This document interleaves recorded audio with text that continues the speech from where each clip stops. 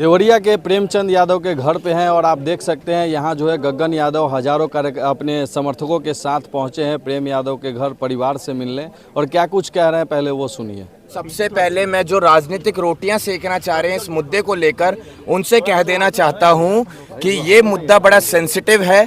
किसी ने अपने लोग खोए हैं तो इसको राजनीतिक बिल्कुल ना बनाया जाए। और आप लोगों की भी ये जिम्मेदारी है मीडिया की। मैं आप लोगों के सामने कह के जा रहा हूं, कोई आदमी अगर आ रहा है तो कोई ऐसी चीज आप ना दिखाएं बाहर जो कंट्रोवर्सी बन जाए और जो दो समाज के बीच में भाईचारा खराब करे। It is your responsibility. ठीक है गगन जी, आप युवा हैं, मुझे लगता है तमाम युवा आपको फॉलो करते हैं और आज यहाँ पे ताकि हजारों की संख्या में प्रेमचंद यादव के समर्थक नारेबाजी किए। मुझे लगता है आप जैसे युवाओं को एक संदेश देना चाहिए देश को कि एक ऐसा संदेश जाए ताकि एक शांति का माहौल है। आप नेता हैं और कहीं ना कहीं आपकी बात लोगों तक जाएगी तो लोगों में एक अच्छा माहौल बनेगा। सबसे पहले हम नेता नहीं, हम सामाजिक कार्यकर्ता हैं और इसके लिए मैं कहना चाहूँगा कि ये जो जाति विशेष लड़ाई बनाया जा रहा है इस मुद्दे को, सबसे पहले तो आप इस भड़काऊ बयान से लोगों के द्वारा जो आपत्तिजनक बातें करी जा रही हैं, किसी विशेष समाज के द्वारा जो किसी को ट्रिगर किया जा रहा है और लोगों को उकसाया जा रहा है, सबसे पहले इस काम को बंद कीजिए। क्योंकि ये वो समाज है, अगर हम सनातन की भी बात करें तो गर्गाचार्य, अगर आप लोगों को पता हो तो, ये यादवों का और ब्राह्मणों का बहुत अच्छा रिश्ता रहा है। ठीक है, तो उस रिश्ते को राजनीति के चक्कर में खराब ना किया जाए। अगर ये खराब होगा तो ना सिर्फ इस जिले में, ना सिर्फ इस प्रदेश में, बल्कि पूरे राष्ट्र में एक जातिवाद का माहौल बनेगा जिससे हम लोग कभी आगे नहीं पहुंच पाएंगे, हम लोग पीछे जाएंगे। सत्यप्रकाश दुबे के पांच लोगों की हत्या हुई है, वहाँ जाएंगे आप? देखिए, मैं आपको एक चीज़ बता देता हूँ, हम लोगों के ऊपर कम्युनिटी का प्रेशर है। मैं उनके परिवार के लिए भी सांत्वना प्रकट करता हूँ, लेकिन हम लोगों को ये कहा गया कि आप समाज की आवाज़ उठाते हैं। मैं उनके लिए भी यही चीज़ कहूँगा। देखिए, उनके समाज के लोग उनसे मिलने आ रहे हैं, उनके समाज के लोग उनसे मिलने आ रहे हैं, हमारे समाज के लोग इनसे मिलने आ रहे हैं, लेकिन बीच में एक समझदारी वाला बयान ज़रूर आना चाहिए। अगर मैं समझदारी की बात कर रहा हूँ कि दोनों समाज के बीच हिंसा ना हो, प्यार मोहब्बत बरकरार रहे। जो हो गया उसके लिए हमें भी दुख है, लेकिन आगे कोई घटना ना हो, यही बयान अगर उनके द्वारा भी, उनके समाज के द्वारा भी आएगा तो मैं यकीनन विश्वास रखता हूं इस चीज़ पर कि भाईचारा तो बना ही रहेगा और प्रशासन फिर तरीके से कार्रवाई कर पाएगा और जो दोषी होगा उसको सलाखों के पीछे भेजा जाएगा और जो निर्दोष लोग आज की तारीख में जेल में बंद हैं उनको रिहा किया जाएगा। तहसील में दलील दोनों परिवार जो है पक्ष किया और आज दोबारा पैमाइश हुई।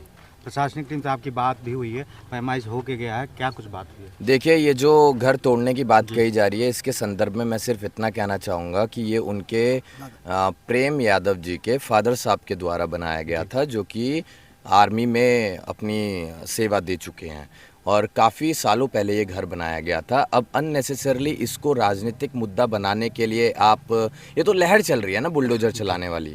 अगर बुलडोजर चलेगा इस घर पर, देखिए हमने तो एक चीज़ का भरोसा दिलाया, चाहे हमें अपने समाज के सामने झोली फैलानी पड़े, इन बच्चों का हम ध्यान रखेंगे क्योंकि बच्चे अभी छोटे हैं। आपका बुलडोजर कहाँ चलना चाहिए वहाँ आप ध्यान रखिए। बुलडोजर वहाँ भी चलना चाहिए था जब हम बलिया में हेमंत यादव की हत्या हुई थी तो उसके हत्यारे जो थे उनके घर पर भी चलना चाहिए था।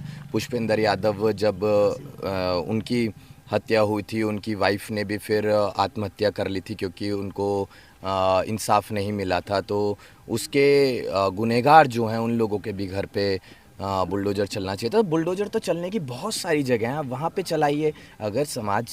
अगर प्रशासन के पास तेल ख़त्म हो जाता है, शासन के पास बुलडोजर चलाने का तेल ख़त्म हो जाता है तो हम लोग मिल के दे देंगे तेल आपको। लेकिन आप ऐसे इनजस्टिस ना करिए, आप ऐसा भेदभाव ना कीजिए कि एक पर्टिकुलर समाज को आप लोग दबाने का प्रयास कर रहे हैं। अगर ऐसा रहेगा तो हम लोग साहब बहुत स्पष्ट रूप से कह देना चाहते हैं, हमारा भी संगठन है IRO, इंडियन रिफॉर्मर्स ऑर्गेनाइजेशन, पूरे भारत से लोग जुड़े हुए हैं। अगर भाजपा इसको, और मैं बोलने से बिल्कुल भी नहीं हिचकिचाऊंगा, ना ही मैं किसी पार्टी का सपोर्टर हूँ, लेकिन भाजपा अगर इसको राजनीतिक मुद्दा बनाएगा तो फिर मैं इतना कह देना चाहता हूँ कि फिर ये नुकसान आप लोगों को देगा, ना सिर्फ उत्तर प्रदेश में बल्कि आने वाले चुनाव में। हमारे लोग हर जगह हैं, हम उन्हें कहेंगे कि देखिए आपके समाज के साथ कैसे इनजस्टिस हो रहा है, और अगर आप आज इन लोगों को मजबूत बनाएंगे तो बहुत ऐसे देवरिया जैसे बहुत जिले हैं जहाँ पर आपके लोगों को दबाया जाएगा। सरकारी जमीनों पर अवैध कब्जे को लेकर क्या आपकी राय है? देखिए, क्या वो सामाजिक जमीनों को कब्जा मुक्त नहीं कराया जाना चाहिए? देखिए, ये कार्रवाई होगी और हमें प्रशासन की कार्रवाई पर भरोसा है कि उचित कार्रवाई की जाएगी, न्याय मिलेगा। लेकिन इसी क्रम में मैं तो सिर्फ इतना कहना चाहता हूँ, हम सांत्वना देने आए हैं पीड़ित परिवार को, एक समाज के जिम्मेदार व्यक्ति होने के नाते, और हम यहाँ ये चीज़ बता के जाएंगे आप लोगों के बीच, आपके मीडिया के माध्यम से, कि दोनों समाज में भाईचारा बना रहे। नहीं तो बाहर जो युवा आपको हज़ारों की संख्या में हमारे साथ आए हुए दिख रहे हैं ना, अगर हम ही उन्हें मिसगाइड कर देंगे तो आप देखिए देवरिया में कितना माहौल ख़राब होगा, और ना सिर्फ एक ज़िले में, पूरे प्रदेश में, पूरे राष्ट्र में माहौल ख़राब होगा। तो हम लोग अगर मैच्योर हैं तो ये हमारी जिम्मेदारी है कि हम कोई भी भड़काऊ भाषण ना दें और दोनों समाज के बीच प्यार बना रहे। यही चीज़ क्या कुछ बात हुई है प्रेम यादव की पत्नी से? यही बातें हुई हैं कि अननेसेसरली उनके घर को तोड़ने की बात कही जा रही है। ठीक है, उनके दादाजी के नाम पे था, बच्चों ने बताया। तो देखिए, आप एक बार ना दर्द महसूस करके देखिएगा, वो बच्चे कितने छोटे हैं, अभी उनको परिवार का महसूस करना चाहिए, मुझे लगता है। अभी मैं आऊँगा ना, उस पर भी आऊँगा मैं। अभी मैं उनसे मिला नहीं हूँ, लेकिन दर्द तो दोनों परिवारों का है। देखिए, अगर आप हमारी वीडियो देखेंगे, पिछली जब हमारा बाइट हुआ था, हम बिहार की यात्रा पे थे 1 से लेकर 8 तारीख तक, तो हमने कहा था कि हम किसी एक विशेष समाज के सपोर्ट में नहीं है। इंसाफ दिलाने का काम, न्याय दिलाने का काम प्रशासन का है।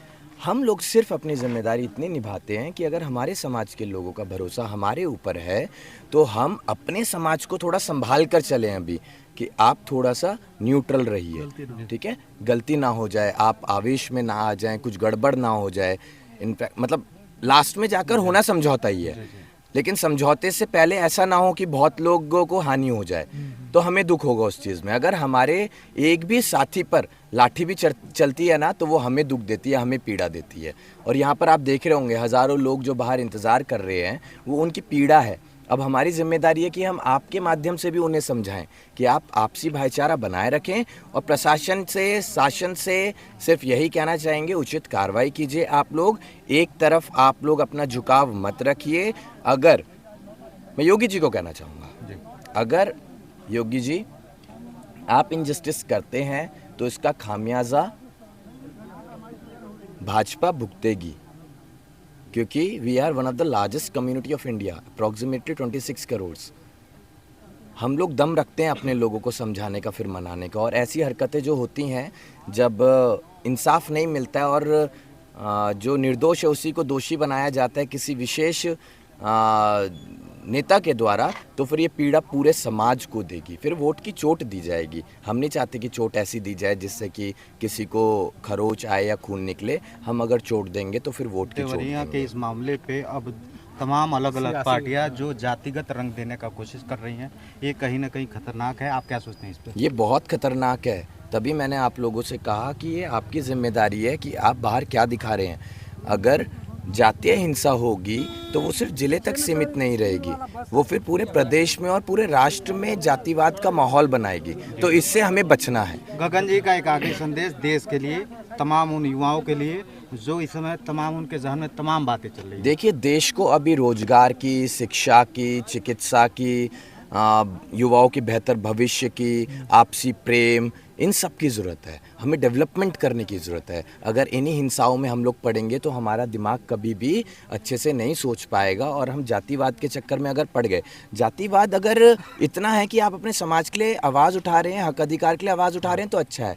लेकिन जातिवाद इस तरीके से ना हो जाए कि आप दोषी को निर्दोष साबित करने के लिए अपनी भीड़ को जुटा रहे हैं। न्यायिक प्रक्रिया में कमी कहाँ दिख रही है आपको? न्यायिक प्रक्रिया में मैं थैंक यू सो मच।